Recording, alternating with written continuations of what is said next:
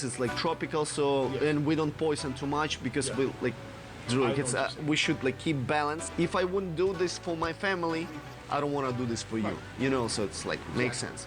So if you put any kind of food on the table, I'll leave it.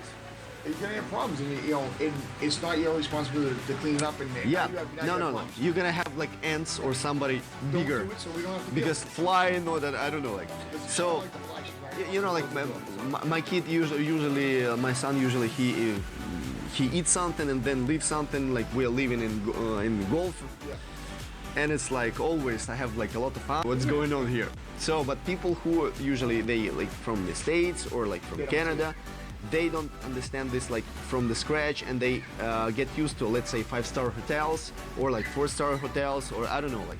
But you're not gonna see ants in a hotel. Yes. Right. And that's why it's because you know like they poison everything, and I can understand this. But we manage this differently. So like we looking for the balance, because we don't want people to go straight from here to hospital. Book your unique vacation to Punta Cana. Click the link below.